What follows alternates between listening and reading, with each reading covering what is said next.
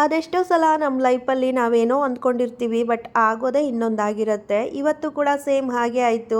ಊರಿಗೆ ಹೋಗ್ಬಿಟ್ಟು ಗಡಿ ಹಬ್ಬನ ಸೆಲೆಬ್ರೇಟ್ ಮಾಡಿಕೊಂಡು ನೆಂಟರಿಷ್ಟ್ರ ಜೊತೆ ಎಲ್ಲ ಖುಷಿಯಾಗಿ ಇದು ಬರೋಣ ಅಂತ ಮನೆಯಿಂದ ಹೊರಟ್ವಿ.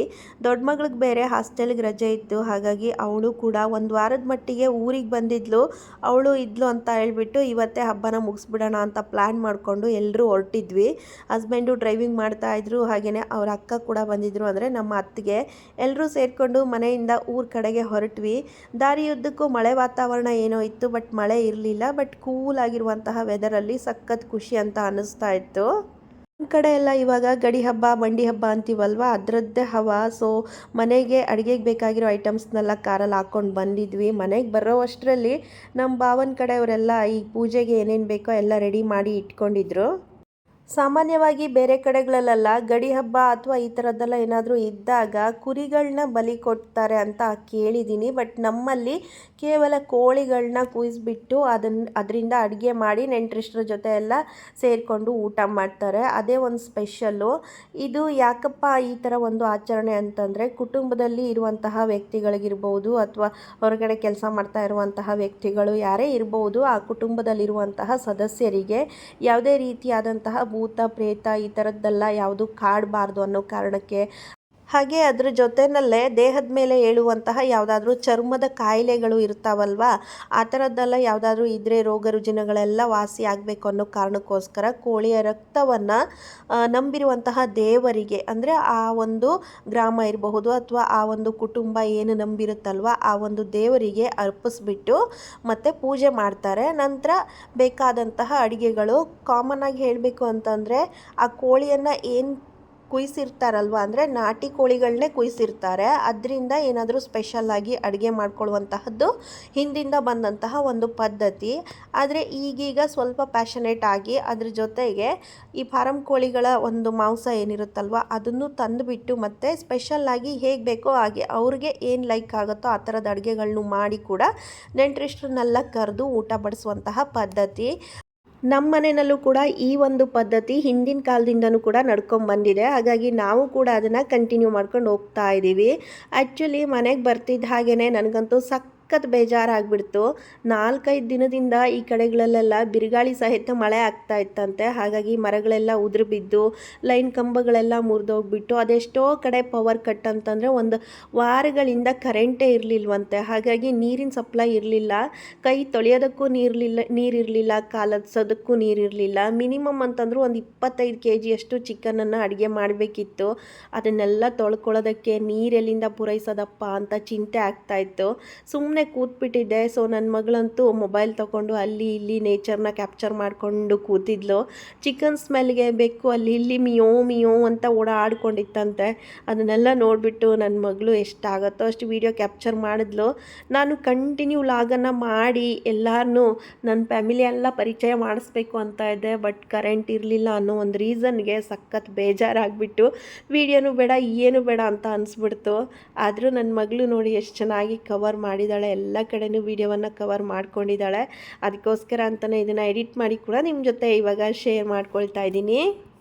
ನಮ್ಮ ಮನೆಯಲ್ಲಿ ಪ್ರತಿ ವರ್ಷ ಕೂಡ 4 ಕೋಳಿಗಳನ್ನ ಈ ಥರ ಕುಯ್ಸ್ತಾರಂತೆ ದೇವರಿಗೆ ಅರ್ಪಿಸೋದಕ್ಕೋಸ್ಕರ ಅಂತ. ಅದಕ್ಕೆ 4 ಈ ತೆಂಗಿನ ಅಡಿಕೆ ಹಾಳೆ ಏನು ಬರುತ್ತಲ್ವ ಅದರಲ್ಲಿ ಈ ಥರ ಎಲ್ಲ ಶೇಪ್ ಕೊಟ್ಟು ಚೆನ್ನಾಗಿ ಎಲ್ಲ ಹೂಗಳನ್ನೆಲ್ಲ ಹಾಕಿ ಅಲಂಕಾರ ಮಾಡಿ ರೆಡಿ ಮಾಡಿ ಇಟ್ಟಿದ್ರು. ಎಲ್ಲವನ್ನು ಕವರ್ ಮಾಡ್ಕೊಳ್ಳೋದಕ್ಕಾಗಲೇ ಇಲ್ಲ. ನಾನು ಬರೋವಷ್ಟರಲ್ಲೇ ನಮ್ಮ ಭಾವ ಅದನ್ನೆಲ್ಲ ರೆಡಿ ಮಾಡಿ ಇಟ್ಕೊಂಡ್ಬಿಟ್ಟಿದ್ರು. ಇನ್ನೊಂದು ಕಡೆಯಲ್ಲಿ ನೋಡಿ ನಾವು ಅಡುಗೆ ಅವ್ರಿಗೆ ಹೇಳಿದ್ವಿ ಅಂತ ಅನ್ನಲ್ವ, ಅವರು ಕೂಡ ಅಡುಗೆಗೆ ಏನೇನು ಬೇಕೋ ಎಲ್ಲ ತಯಾರಿ ನಡೆಸ್ಕೊಂಡಿದ್ರು. ಆಲ್ರೆಡಿ ಕೊತ್ತಂಬರಿ ಪುದೀನ ಎಲ್ಲ ಕಟ್ ಮಾಡಿ ಇಟ್ಕೊಂಡಿದ್ರು, ಬೆಳ್ಳುಳ್ಳಿ ಶುಂಠಿ ಎಲ್ಲ ಪೇಸ್ಟ್ಗೆ ರೆಡಿ ಮಾಡ್ಕೊಂಡಿದ್ರು. ಪಾತ್ರೆ ಐಟಮ್ಸಿಂದ ಹಿಡಿದು ಸ್ಟವ್ ಇರಬಹುದು ಪ್ರತಿಯೊಂದನ್ನು ನಾವು ಅವ್ರಿಗೆ ಹೇಳ್ಬಿಟ್ಟಿದ್ದೀವಿ, ನೀವೇ ತೊಗೊಂಬರ್ಬೇಕು ಅಣ್ಣ ಅಂತ. ಪಾಪ ಅವರೆಲ್ಲ ತಂದಿದ್ರು. ಇನ್ನೊಂದು ಕಡೆಯಲ್ಲಿ ನೋಡಿ ಇವಾಗ ಕರೆಂಟ್ ಇರಲಿಲ್ಲ ಅಂತ ಹೇಳಿದ್ನಲ್ವ, ಹಾಗಾಗಿ ಜನ್ರೇಟರ್ನ ವ್ಯವಸ್ಥೆ ಮಾಡ್ಕೊಂಡ್ವಿ. ಅದನ್ನು ಆನ್ ಮಾಡೋದಕ್ಕೆ ಅಂತ ಪಾಪ ಅಡುಗೆಗೆ ಬಂದಿರೋ ಅಣ್ಣ ಹೋಗಿದ್ರಿಂದ ನಾವಿಲ್ಲಿ ಅಡುಗೆ ಕೆಲಸಕ್ಕೆ ಹೆಲ್ಪ್ ಮಾಡಬೇಕಾಗಿ ಬಂತು. ಪಾಪ ಅವರು ಪವರ್ ಸಪ್ಲೈ ಮಾಡೋದ್ರಿಂದ ಹಿಡಿದು ಟ್ಯಾಂಕ್ಗೆ ನೀರನ್ನು ಹೇಗೆ ತಗೋಬೇಕು ಅಂತ ಎಲ್ಲ ಕಡೆನಲ್ಲೂ ಕನೆಕ್ಷನನ್ನು ಹಾಕಿಬಿಟ್ಟು ಅಂತೂ ನೀರಿನ ವ್ಯವಸ್ಥೆ ಅಂತೂ ಮಾಡಿಕೊಟ್ರು. ಅದಕ್ಕೋಸ್ಕರ ಅಂತ ಇಲ್ಲಿ ನಾನು ಏನು ಕೆಲಸ ಇಟ್ಕೋಬಾರ್ದು, ಪ್ರತಿಯೊಂದು ಕೂಡ ಅಡುಗೆಯವರೇ ಮಾಡಿಕೊಡ್ತಾರಲ್ಲ ಅಂತ ಫ್ರೀ ಮೈಂಡಲ್ಲಿ ಇರೋಣ ಅಂತ ಹೋಗಿದ್ದು. ಬಟ್ ಅದು ಯಾವುದೂ ಆಗಲೇ ಇಲ್ಲ, ಅವ್ರಿಗೂ ಕೂಡ ಹೆಲ್ಪ್ ಮಾಡಬೇಕಾಗಿ ಬಂತು. ಸಂಜೆ ಹೊತ್ತಾಗ್ತಿದ್ದಂಗೆ ಸಖತ್ತಂದರೆ ಮೋಡ ಕಟ್ಕೊಂಡ್ಬಿಡ್ತು. ಮಳೆ ಮಳೆ ಮಳೆ ಎಲ್ಲಿ ನೋಡಿದ್ರೂ ನೆಂಟ್ರಿಷ್ಟ್ರೆಲ್ಲ ಬರೋರಿಗೆ ಪಾಪ ಕಷ್ಟ ಆಗತ್ತಲ್ಲ ಅದು ಅನ್ನೋದೊಂದು ಯೋಚನೆ ಆಗಿತ್ತು. ಒಂದು ಕಡೆಯಲ್ಲಿ ನೀರಿನ ಸಪ್ಲೈ ಚೆನ್ನಾಗಿ ಆಯ್ತಲ್ವ, ಅದೊಂಥರ ಸಮಾಧಾನ ತರ್ತಾಯಿತ್ತು. ಆ್ಯಕ್ಚುಲಿ ಇದು ಬಂದುಬಿಟ್ಟು ನಮ್ಮ ಮೂಲ ಮನೆಯ ಮೇಲೆ ಮಾಡಿ ಮೇಲೆ ಹೋಗ್ಬಿಟ್ಟು ಮಗಳು ಕ್ಯಾಪ್ಚರ್ ಮಾಡಿರುವಂತಹ ವೀಡಿಯೋಸ್ ಇದು. ಸುತ್ತೆಲ್ಲ ಶರಾವತಿ ಕಣಿವೆಯ ಒಂದು ಏನು ಹಿನ್ನೀರಿನ ನೋಟ ಕಾಣಿಸುತ್ತೆ. ಅಲ್ಲಲ್ಲಿ ನೋಡಿ ಹೆಂಚಿನ ಮನೆ, ಅಂದರೆ ಆ್ಯಕ್ಚುಲಿ ಸ್ಲ್ಯಾಪಿನ ಮನೆ ಇರುತ್ತೆ, ಮೇಲೆ ಮಾತ್ರ ಹೆಂಚನ್ನು ಹಾಕಿರ್ತಾರೆ. ಇಲ್ಲಿ ಬೀಳುವಂತಹ ಮಳೆಗೆ ಸ್ಲ್ಯಾಪ್ ಇರ್ಬೋದು ಅಥವಾ ಈ ಮಹಡಿ ಮನೆಗಳೆಲ್ಲ ಒಂದು 4ರಿಂದ 5 ವರ್ಷ ಬಾಳಿಕೆ ಬರುತ್ತೆ. ಅದರ ನಂತರ ಸೋರೋದಕ್ಕೆ ಸ್ಟಾರ್ಟ್ ಮಾಡಿಬಿಡುತ್ತೆ. ಅದಕ್ಕೋಸ್ಕರ ಅಂತಲೇ ಮೇಲ್ಗಡೆ ಕೂಡ ಹಂಚನ್ನು ಹಾಕಿರ್ತಾರೆ. ಹಾಗಾಗಿ ನೋಡೋದಕ್ಕೆ ಒಂದೊಳ್ಳೆ ಲುಕ್ ಅಂತೂ ಕಾಣಿಸುತ್ತೆ. ಪರಿಸರ ತುಂಬ ಚೆನ್ನಾಗಿ ಕಾಣಿಸುತ್ತೆ. ಅಡುಗೆಯವರು ಇಲ್ಲಿ ಕೆಲಸಕ್ಕೆ ಎಲ್ಲ ರೆಡಿ ಮಾಡ್ಕೊಳ್ತಾ ಇದ್ರು. ಆ್ಯಕ್ಚುಲಿ ಅವ್ರು ಇಬ್ಬರು ಬಂದಿದ್ದರು, ಹೇಳಿದ್ದೆ ನಾನು ಅದಾಗಲೇ ತುಂಬ ಕೆಲಸ ಇರುತ್ತೆ, ಸೊ ನೀವಿಬ್ಬರನ್ನ ಒಬ್ಬರೇ ಬಂದರೆ ಆಗಲ್ಲ, ಇನ್ನೊಬ್ಬರನ್ನ ಕರ್ಕೊಂಬನ್ನಿ ಅಂತ. ಹಾಗಾಗಿ ಅವರಿಬ್ಬರು ಬಂದಿದ್ದರು. ಆ್ಯಕ್ಚುಲಿ ಪ್ಲ್ಯಾನ್ ಇದ್ದಿದ್ದು ಪ್ಲೈನ್ ಬಿರಿಯಾನಿ, ಅದ್ರ ಜೊತೆಗೆ ಒಂದು ಗ್ರೇವಿ ಹಾಗೆಯೇ ಕಬಾಬ್ನ ಮಾಡಿಸ್ಬೇಕು ಅನ್ನೋಂಥದ್ದಾಗಿತ್ತು. ಇವಾಗ ನಾಟಿ ಕೋಳಿಯನ್ನು ಏನು ಕುಯ್ಸಿರ್ತೀವಲ್ವ ಅದನ್ನು ಸೈಡ್ಸ್ಗೆ ಸುಕ್ಕ ಅಥವಾ ನನಗೆ ಒಂದು ಸ್ವಲ್ಪ ನಾಟಿ ಕೋಳಿಯಿಂದ ರಸಮ್ ಮಾಡ್ಕೊಡೋಣ ಅನ್ನೋ ಪ್ಲ್ಯಾನ್ ಇತ್ತು. ಚೆನ್ನಾಗಿ ಮಳೆ ಬೀಳ್ತಾ ಇತ್ತಲ್ವ, ಹಾಗಾಗಿ ಕುಡಿಯೋದಕ್ಕೆ ಚೆನ್ನಾಗಿರುತ್ತೆ, ಸ್ವಲ್ಪ ಸ್ಪೆಷಲ್ ಆಗಿರುತ್ತೆ. ಆ್ಯಕ್ಚುಲಿ ನಮ್ಮ ಕಡೆಗಳಲ್ಲೆಲ್ಲ ಈ ರಸಮ್ ಎಲ್ಲ ಅಂದರೆ ವೆಜ್ಜಲ್ಲೂ ಮಾಡಲ್ಲ, ನಾನ್ ವೆಜ್ಜಲ್ಲೂ ಅಷ್ಟಾಗಿ ಮಾಡಲ್ಲ, ಅಂದರೆ ತೀರಾ ರೇರ್ ಅಂತಲೇ ಹೇಳ್ಬೋದು. ಅದೆಷ್ಟೋ ಜನರಿಗೆ ರಸಮ್ ಅನ್ನುವಂತಹ ಒಂದು ಕಾನ್ಸೆಪ್ಟೇ ಗೊತ್ತಿಲ್ಲ. ಹಾಗಾಗಿ ಅದನ್ನು ಮಾಡಿಬಿಟ್ಟು ಒಂದು ಲೋಟದಲ್ಲಿ ಒಂದು ಸ್ವಲ್ಪ ಹಾಕ್ಕೊಡೋಣ ಅನ್ನುವಂಥ ಪ್ಲ್ಯಾನಲ್ಲಿದ್ದೆ. ಬಟ್ ಇಲ್ಲಿ ಬಂದ ಮೇಲೆ ಆಗಿರೋ ಅವಾಂತರಗಳಿಗೆ ಒಂದಕ್ಕೊಂದು ಪ್ಲ್ಯಾನ್ ಎಲ್ಲ ಉಲ್ಟಾ ಆಗಿಬಿಡ್ತು. ಟೈಮ್ ಕೂಡ ಅಷ್ಟೇ ನಮಗೆ ಸೆಟ್ ಆಗ್ತಿರ್ಲಿಲ್ಲ. ಸಖತ್ ಸಖತ್ ಬೇಜಾರಿನ ನಡುವೆನೂ ನೀರಿನ ವ್ಯವಸ್ಥೆ ಆಯ್ತಲ್ಲ ಅನ್ನುವಂಥದ್ದೊಂದು ಖುಷಿ. ಇದ್ರ ಮಧ್ಯೆ ಚಿಕ್ಕ ಮಗಳು ಬೇರೆ ಸ್ಕೂಲಲ್ಲಿದ್ಲು, ಅವಳ ಫ್ರೆಂಡ್ಸ್ ಬೇರೆ ಬರ್ತೀನಿ ಅಂತ ಹೇಳಿದ್ರೆ, ಹಾಗಾಗಿ ಒಂದು 4-5 ಜನ ಮಕ್ಕಳು ವೆಯ್ಟಿಂಗಲ್ಲಿದ್ದರು. ಸೊ ಹಸ್ಬೆಂಡ್ ಕರ್ಕೊಂಬರೋದಕ್ಕೆ ಹೋಗಬೇಕಿತ್ತು. ಬಟ್ ಅಲ್ಲೂ ಕೂಡ ಒಂದು ಸ್ಮಾಲ್ ಪ್ರಾಬ್ಲಮ್ ಆಗಿಬಿಡ್ತು.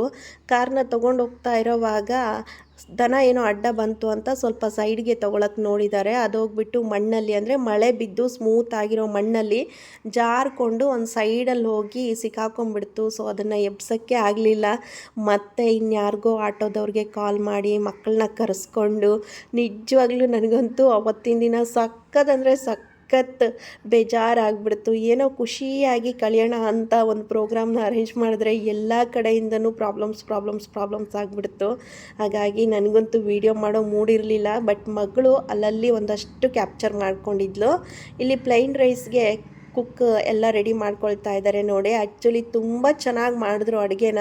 ಇಷ್ಟೆಲ್ಲ ಪ್ರಾಬ್ಲಮ್ಸ್ ಇದ್ದರೂ ಕೂಡ ಪಾಪ ಅವರು ಪ್ರತಿಯೊಂದಕ್ಕೂ ಹೆಲ್ಪ್ ಮಾಡ್ತಾಯಿದ್ರು. ನೀರಿನ ಪ್ರಾಬ್ಲಮ್ ಇತ್ತಲ್ವ, ಅಲ್ಲಿ ಮಿಷಿನ್ಗೆ ವೈರ್ ಕನೆಕ್ಷನ್ ಮಾಡೋದ್ರಿಂದ ಹಿಡಿದು ಟ್ಯಾಂಕ್ಗೆ ನೀರು ತುಂಬಿಸ್ಕೊಳ್ಳೋದ್ರಿಂದ ಹಿಡಿದು, ಕಾರ್ ಪ್ರಾಬ್ಲಮ್ ಆಯ್ತಲ್ವ ಅಲ್ಲಿಗೆ ಹೋಗ್ಬಿಟ್ಟು ಕಾರ್ನ ಎತ್ತೋದಕ್ಕೆ ಹೆಲ್ಪ್ ಮಾಡೋದ್ರಿಂದ ಹಿಡಿದು ಪ್ರತಿಯೊಂದಕ್ಕೂ ಹೆಲ್ಪ್ ಮಾಡಿದ್ದಾರೆ ಈ ಅಣ್ಣ. ಮತ್ತು ಅಡುಗೆ ಕೂಡ ತುಂಬ ಚೆನ್ನಾಗಿ ಮಾಡಿಕೊಟ್ರು. ನೀಟಾಗಿತ್ತು ಅಂತಂದರೆ ತಿಂದವ್ರು ಕೂಡ ಅಷ್ಟೇ ಖುಷಿಯಾಗಿ ಹೇಳ್ತಾಯಿದ್ರು. ಎಲ್ಲನೂ ಚೆನ್ನಾಗಾಗಿತ್ತು ನಿಜವಾಗ್ಲೂ. ಕಬಾಬ್ಗೆ ಎಲ್ಲ ಅದಕ್ಕೂ ರೆಡಿ ಮಾಡಿ ಇಟ್ಕೊಳ್ತಾ ಇದ್ದಾರೆ. ಮಸಾಲೆ ಕೂಡ ರೆಡಿ ಮಾಡ್ಕೊಳ್ತಾ ಇದ್ದಾರೆ ಎಲ್ಲ ಕಡೆನಲ್ಲೂ. ಎಕ್ಸ್ಪೆಕ್ಟೇಷನ್ ಇದ್ದಿದ್ದು ಒಂದು 100 ಜನರಿಗೆ ಅಡುಗೆ ಮಾಡಿಸ್ಬೇಕು ಅಂತ ಹೇಳ್ಬಿಟ್ಟು, ಅಂದರೆ ನೆಂಟರು ಮತ್ತು ನಮ್ಮ ಕೆಲಸಕ್ಕೆಲ್ಲ ಬರುವಂಥ ಹುಡುಗರು ಎಲ್ಲರನ್ನೂ ಸೇರಿಸಿ ಒಂದು 100 ಜನಕ್ಕೆ ಅಂತ ಅಡುಗೆ ಮಾಡೋ ಪ್ಲ್ಯಾನ್ ಇತ್ತು. ಸೊ 25 kg ಅಷ್ಟು ನಾರ್ಮಲ್ ಆಗಿರುವಂತಹ ಚಿಕನನ್ನು ತರಿಸಿದ್ವಿ. ಅದರ ಜೊತೆಗೆ ನಾಟಿ ಕೋಳಿಗಳು 5 ಇದ್ವು, ಅಂದರೆ ದೇವರಿಗೆ ಕುಯ್ಸಕ್ಕೆ ತಂದಿರುವಂಥದ್ದು 4, ಅದ್ರ ಜೊತೆಗೆ ಒಂದು ಎಕ್ಸ್ಟ್ರಾ ಕೋಳಿ ಏನೋ ತೊಗೊಂಡಿದ್ರು ಅಂತ ಅನಿಸುತ್ತೆ. ಸೊ ಅದೆಲ್ಲ ಸೇರಿ ಒಂದು 27ರಿಂದ 28 kg ಅಷ್ಟು ಚಿಕನ್ ಆಗಿಬಿಟ್ಟಿತ್ತು. ಅದನ್ನೆಲ್ಲ ಇವಾಗ ಕುಕ್ ಮಾಡಬೇಕಿತ್ತು. ಕೆಲವೊಬ್ಬರು ಅದನ್ನು ಕಟ್ ಮಾಡೋದಕ್ಕೆ ಹೆಲ್ಪ್ ಮಾಡಿದ್ರು. ಅಂದರೆ ನಾಟಿ ಕೋಳಿ ಏನಿರುತ್ತಲ್ವ ದೇವರಿಗೆ ಕುಯ್ಸಿರುವಂಥದ್ದು, ಅದನ್ನು ನಾವೇ ಕ್ಲೀನ್ ಮಾಡ್ಕೋಬೇಕಾಗತ್ತೆ ಮನೆಯಲ್ಲಿ. ಈ ನಾರ್ಮಲ್ ಫಾರ್ಮ್ ಕೋಳಿಗಳು ಏನು ತಂದಿದ್ವಲ್ಲ ಅದನ್ನು ಶಾಪಲ್ಲೇ ಕ್ಲೀನ್ ಮಾಡಿಕೊಟ್ಟಿದ್ರು. ಹಾಗಾಗಿ ಡೈರೆಕ್ಟಾಗಿ ತೊಳ್ಕೊಳ್ಳೋದು ಅಷ್ಟೇ. ಹಾಗಾಗಿ ಎಲ್ಲರೂ ಕೂಡ ಒಂದೊಂದು ಕೆಲಸವನ್ನು ಹಂಚ್ಕೊಂಡು ಮಾಡಿದ್ವಿ ಮನೆಯಲ್ಲಿರುವಂಥವ್ರು ಎಲ್ಲರೂ ಕೂಡ. ಬಟ್ ಹುಡುಗರೆಲ್ಲ ಚಿಕನ್ ತೊಳೆಯೋದಕ್ಕೆ ಹೆಲ್ಪ್ ಮಾಡ್ತಿದ್ರು, ಜೆಂಟ್ಸು ಮನೇಲಿದ್ದಂಥವ್ರು. ಬಟ್ ನೀರಿನ ವ್ಯವಸ್ಥೆಗೆ ಕಾರಿನ ಪ್ರಾಬ್ಲಮ್ ಆಯ್ತಲ್ವ, ಅಲ್ಲಿ ಇಲ್ಲಿ ಚಲಾಪಿಲಿ ಆಗೋದ್ರು. ಹಾಗಾಗಿ ಅದನ್ನು ಕೂಡ ನಾವೇ ಮಾಡ್ಕೋಬೇಕಾಗಿ ಬಂತು. ಇನ್ನೊಂದು ಕಡೆ ಇಲ್ಲಿ ಸುಕ್ಕಕ್ಕೆ ಅಂತಂದರೆ ನಾಟಿ ಕೋಳಿ ಸುಕ್ಕಕ್ಕೆ ಅಂತ ಮಸಾಲೆಯನ್ನು ರೆಡಿ ಮಾಡ್ಕೊಳ್ತಾ ಇದ್ದೆ ನಾನು.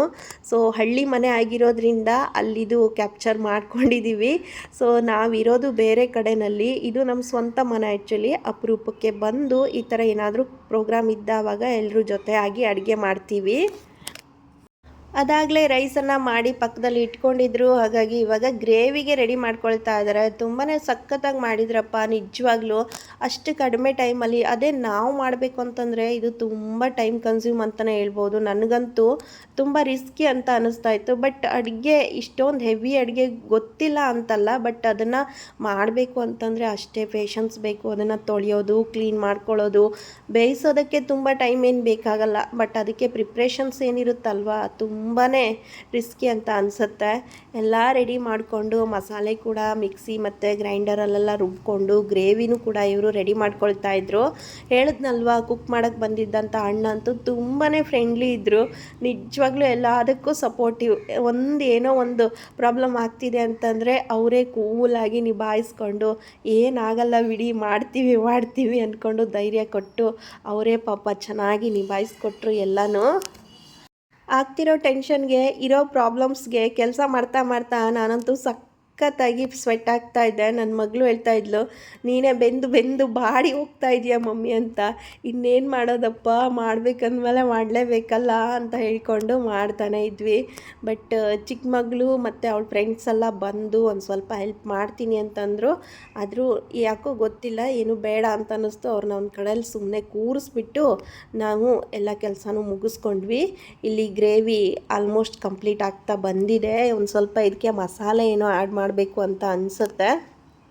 ಹುರಿದಿರೋ ಮಸಾಲೆ ಕೊತ ಅಂತ ಕುದಿಯುವಂತಹ ಪಾತ್ರೆಯಲ್ಲಿ ಘಮ್ ಅಂತ ಇತ್ತು. ಸುತ್ತೆಲ್ಲ ಇವ್ರ ಮನೆಯಲ್ಲಿ ಇವತ್ತು ಗಡಿ ಪೂಜೆ ಅನ್ನುವಂಥದ್ದು ಗೊತ್ತಾಗ್ತಾ ಇತ್ತು. ಅಕ್ಕಪಕ್ಕದ ಮನೆಯವ್ರಿಗೆಲ್ಲ ಆಲ್ರೆಡಿ ಎಲ್ಲರೂ ಇನ್ವೈಟ್ ಮಾಡಿದ್ವಿ. ಬರೋದು ತುಂಬ ಲೇಟ್, ಅಂದರೆ ಅಡುಗೆ ಸ್ಟಾರ್ಟ್ ಮಾಡಿದ್ದು ಒಂದು 3 ಗಂಟೆಯಿಂದ ಅಂತಂದರೆ ಊಟಕ್ಕೆ ಬರೋದು 7 ಗಂಟೆ ನಂತರ ಆಗಿರುತ್ತೆ. ಜನಗಳು ಯಾರೇ ಬರೋದಾಗಿದ್ರು ಅದಕ್ಕೋಸ್ಕರ ಅಂತಲೇ ಮೊದಲೇ ಪ್ರಿಪೇರ್ ಮಾಡಿ ಇಟ್ಟಿದ್ವಿ. ಆ್ಯಕ್ಚುಲಿ ಹಳ್ಳಿ ಆಗಿದ್ದರಿಂದ ಬಂದು ಹೋಗೋರಿಗೆ ಸ್ವಲ್ಪ ದೂರ ಆಗುತ್ತೆ ಮತ್ತು ರಿಸ್ಕ್ ಬೇಡ ಅನ್ನೋ ಕಾರಣಕ್ಕೆ ಸ್ವಲ್ಪ ಬೇಗನೆ ಊಟದ ವ್ಯವಸ್ಥೆ ಎಲ್ಲ ಮಾಡಿಬಿಡೋಣ ಅಂತ ಮಾಡ್ಕೊಂಡಿದ್ವಿ.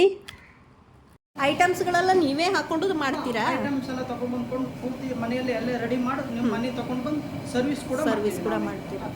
ಎಷ್ಟು ಜನ ಇದ್ದೀರಾ ಟೀಮಲ್ಲಿ? ನಮ್ದು ಒಂದು 12 ಜನ ಇದ್ದಾರೆ. ಅವರೆಲ್ಲ ಬೇರೆ ವರ್ಕ್ ಮಾಡ್ತಾ ಇರ್ತಾರೆ. ನಮ್ಗೆ ಯಾವ ಟೈಮ್ ಆರ್ಡರ್ ಬಂದವಾಗ ಎಲ್ಲ ಒಟ್ಟಾಗಿ ಮಾಡ್ತೀರಾ?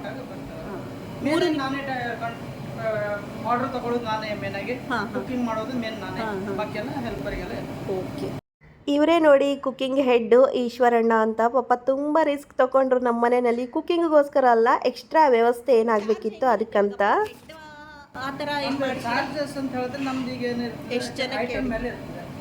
ಕೆಲವೊಂದು ಐಟಮ್ಗೆ ಇಂತಿಷ್ಟು ಜನ ಬೇಕಾಗ್ತದೆ. ಕೆಲವೊಂದು ಐಟಮ್ಗೆ 2 ಜನ ಮಾಡ್ಬೋದು. ಕೆಲವೊಂದು ಸಣ್ಣ ಪುಟ್ಟ ಇದರಲ್ಲಿ ಮನೆ ಒಬ್ಬರೇ ಹೋಗಿ ಮಾಡ್ಬೋದು. ಹೆಲ್ಪ್ ಮನೆಯಲ್ಲೆಲ್ಲ ಹೆಲ್ಪ್ ಮಾಡಿದ್ರೆ ಅದ್ರ ಮೇಲೆ ಚಾರ್ಜ್ ಇರ್ತದೆ. ಇಂತಿಷ್ಟು ಅಂತ ಹೇಳಲಿಕ್ಕೆ ಆಗೋದಿಲ್ಲ.